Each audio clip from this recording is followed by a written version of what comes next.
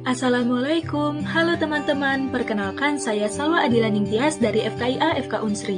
Saya akan mereview materi mengenai sistematika penulisan ilmiah yang saya dapatkan dari pelatihan keilmiahan dan keterampilan organisasi lembaga ilmiah atau PK2O Lembil yang diselenggarakan oleh Bapin ISMKI. Dalam memulai penulisan ilmiah, kita terlebih dahulu harus mencari ide. Ide bisa kita dapat dari melihat peluang dan permasalahan di sekitar, memperhatikan kebiasaan masyarakat, berkonsultasi kepada orang yang berpengalaman, dan mengkaji berbagai literatur. Selanjutnya, sistematika penulisan terdiri dari bab 1 pendahuluan, bab 2 kajian pustaka, kerangka pemikiran dan hipotesis, bab 3 metode penelitian, bab 4 hasil dan pembahasan, dan bab 5 kesimpulan dan saran. Selanjutnya mengenai judul. Dalam menentukan judul, kita bisa menggunakan atau mencari dari referensi. Judul yang ideal memuat 12-20 kata, tidak ada singkatan, pemilihan kata baku, dan jelas mewakili isi penelitian. Pada bagian pendahuluan terdiri dari latar belakang, rumusan masalah, tujuan penelitian, dan manfaat penelitian. Perlu diingat bahwasanya pendahuluan harus ringkas, padat, dan menggambarkan dengan tepat isi karya ilmiah. Selanjutnya mengenai kajian pustaka. Kajian pustaka berisi analisis teoritik tentang masalah yang diteliti, digunakan untuk mendukung permasalahan yang diungkapkan, mendasari penelitian yang dilakukan, berisi penjelasan tentang variabel-variabel yang diteliti, bersifat relevan, aktual atau terbaru, evidence-based, serta merupakan fenomena atau fakta untuk menyusun premis atau hipotesis, cara mengambil teori atau statement dari berbagai sumber kepustakaan dengan mengambil intisarinya saja atau mengutip bagian tertentu dan harus diparafrasekan.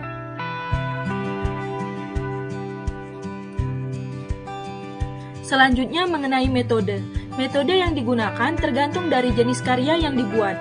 Pada penelitian atau research paper, biasanya kita menggunakan metode observasi atau eksperimen. Sedangkan pada literatur review, biasanya data-data yang digunakan kita dapat dari referensi. Untuk esai ilmiah sama seperti literatur review tetapi lebih singkat. Selanjutnya mengenai hasil dan pembahasan. Dalam menyusun hasil dan pembahasan, kita harus mendapatkan informasi mengenai semua hasil dan analisis statistik, serta informasi hasil penelitian terdahulu sebagai bahan perbandingan. Mengungkapkan, menjelaskan, membahas hasil penelitian, menganalisis hasil penelitian dengan menggunakan pendekatan yang telah digunakan, membahas hasil pengujian hipotesis, mengungkapkan temuan yang mengacu pada tujuan penelitian, serta menggunakan bahasa kita, boleh mengutip referensi sebagai perbandingan dan diparafrasekan. Selanjutnya mengenai daftar pustaka. Pada daftar pustaka, semua yang dikutip harus diberikan daftar pustakanya. Kata-kata yang dikutip harus diparafrasekan dan daftar pustaka di ujung kalimat bisa lebih dari satu sumber.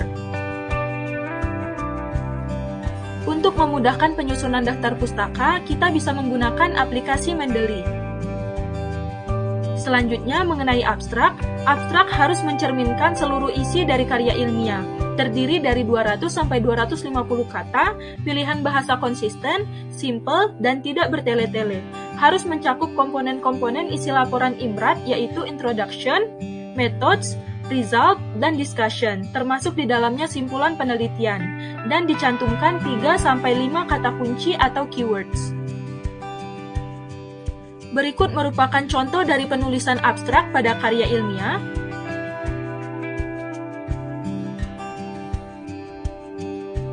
Selanjutnya mengenai teknik penulisan. Teknik penulisan yang baik dan benar dilakukan dengan memilih kata baku, menggunakan kata yang lazim, dan tidak berbelit-belit, singkat, padat, dan jelas. Masing-masing center memiliki dasar penulisan yang berbeda-beda, jadi perlu disesuaikan. Berikut merupakan contoh dari sistematika penulisan ilmiah yang disajikan dalam bentuk poster. Demikianlah yang dapat saya sampaikan. Saya ucapkan terima kasih banyak atas perhatiannya. Sampai jumpa!